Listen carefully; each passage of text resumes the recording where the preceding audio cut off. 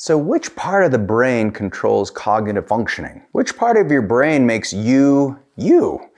The answer may surprise you, as it did me. You ever wonder where your thoughts and your decisions and your behavior comes from? In this video, I'm going to show you how your brain is responsible for maximizing your cognitive function, your learning abilities, and your ability to process emotions in very unique ways, and how to harness that energy.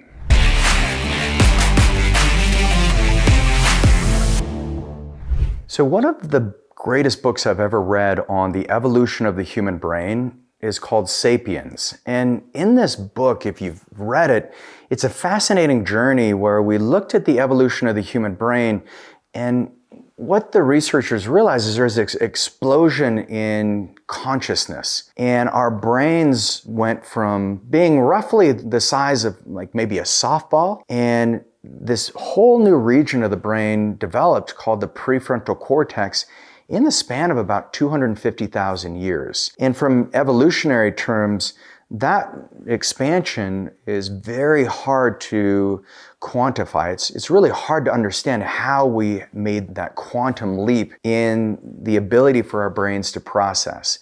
And so many of you've watched AI, and you can start to see that there's this super intelligence, and everybody's worried that these computers are going to be more powerful than humans. And now we have like chess players, world-class chess players that can't beat the computer. And we have this, the IBM Watson. And the reality of it is all those things on the technology side are really powerful, but the human brain is so unique and so powerful that there's no need to worry about these tools. Yes, we need to put safeguards in place, but if you can learn how to access your brain, you'll start to see that these technologies are actually, they're just there to assist you. A lot of them mimic the way that your brain works.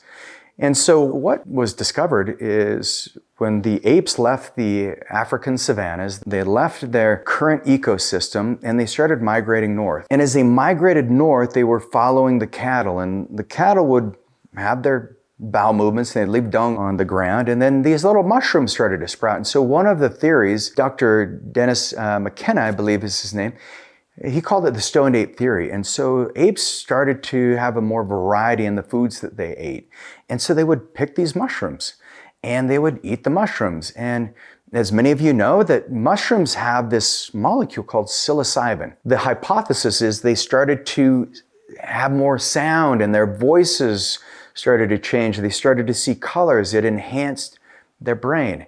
And then these apes also had to learn how to eat different foods, which changed the diversity in their microbiome, which also fed the brain. And then when fire came along, we could cook foods. And then cooking the food also allowed for greater nutrient absorption into the brain, like choline. And that led to this entire explosion in human consciousness. And so why does that matter? Well, what we're realizing now is that these aspects of the brain can be very important when it comes to cognitive processing. So one of the parts of the brain that is unique to humans is called the prefrontal cortex. And the prefrontal cortex is where we take information and we assimilate that.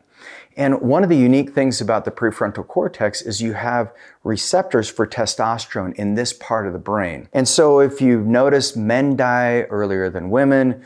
Men seem to do more silly things than women, like, ridiculous things. I can't believe all the things we did, when I was a teenager to show off to girls. And what we realize is that the prefrontal cortex is a risk mitigator, and it allows us to say, okay, I'm going to do something big in my life, but I need the confidence to do it. And so the prefrontal cortex, if you have adequate levels of testosterone, it makes effort feel good. It's where you start working on a project and you have this sense of accomplishment. So one of the ways you can really maximize the health of your prefrontal cortex is simply get your testosterone checked.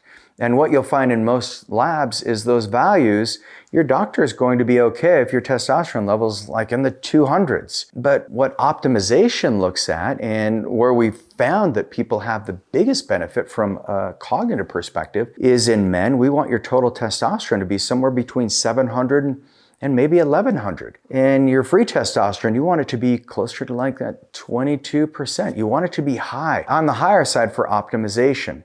And that's how you can really start accessing that prefrontal cortex. Then the other part of your brain called the occipital lobe. The occipital lobe is very important when it comes to spatial awareness. And so one of the tests that we do is called the neurocatch. And the neurocatch is an electroencephalogram, and I've had several concussions in my life. And one of the things that these electroencephalograms discovered with me long ago, even before the neurocatch was around, is that my parietal lobe and my occipital lobe weren't communicating. So my spatial awareness was off. And I can tell you that my ability to understand directions, like if we're lost in the forest, like I love hiking and I love mountain biking, and my testosterone levels are very optimized and they're doing great. So I don't mind if I'm like, oh, let's try this new trail. But I may get lost really easy. I've been lost a couple times and it's very frightening. So don't ask me for directions is the moral of the story.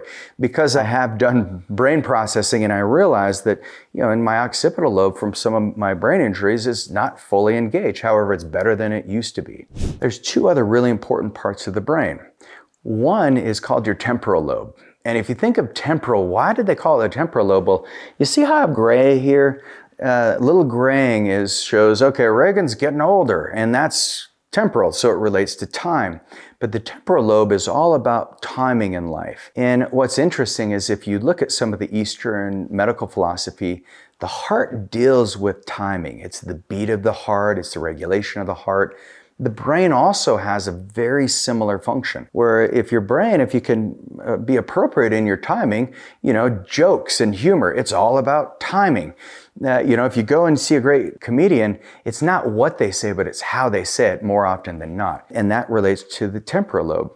And then you also have this really powerful part of the brain called your cerebellum. What that does is it's about cognitive processing. So the timing that comes through the temporal lobe, and then that timing, the encoding takes place in this occipital lobe and the cerebellum. And then what the cerebellum's doing is it's helping orchestrate that information so it can make it up back to the neocortex and then into the prefrontal cortex so that you have this beautiful synergy between decision-making and execution.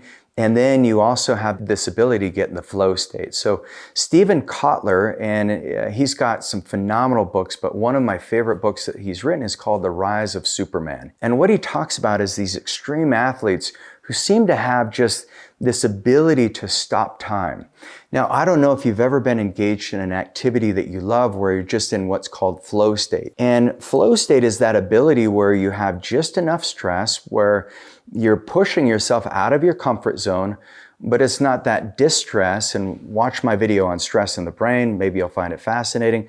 But distress is actually when it's too much and you lose that ability. But if you've ever had that thing, that activity you love, where time slows down. I've been a big mountain biker for a lot of years, and there's a trail called the Whole Enchilada. And then the Whole Enchilada is in Moab, and you're riding through these gorgeous mesas and you see these red rock formations. And farther down the trail you go, the more intense it becomes. You go through the notch and it's this crazy double black diamond section. And then when you get to Porcupine Rim, every time I've ridden that, I'm exhausted from biking. You're about 20 miles in and you've got another 6 or 7 miles to go. But I get into this flow state where it feels like time has stopped. And it's almost like the best riding happens because the flow state is where you integrate all these parts of the brain. And the magic that lives within you is something we can trace back. And maybe the hypothesis of the apes eating some mushrooms and having this expansion of awareness, who knows how accurate that is. But what we do know is that there's this higher state of consciousness that you tap into when you're in your flow state. And the way you can access your flow state is 3 ways. The first thing is, what is it that you enjoy doing the most? What activity? And write this down so that it becomes part of your day-to-day routine. The second thing that you want to do is, what is the new skill that you're learning? So whether it's once a week you learn a new skill, once a month, I like to do it every 60 days. And learn that new skill. And longevity and health is just a skill set. So it may be, I want to learn how to do, I've been working on these snatch squats, for example. And so this is an Olympic lift. And I did it when I was younger and I just fell out of habit. I've been learning that and it's really enhanced my brain and flow state. And then the third thing that you want to do is use music or sound to access this deeper state of meditation. And a lot of times what I'll do is I'll use a NAD nasal spray and a glutathione nasal spray. And what that does is it cleans out my brain and gives my brain energy. And then I'll use methylene blue because it's an electron donor.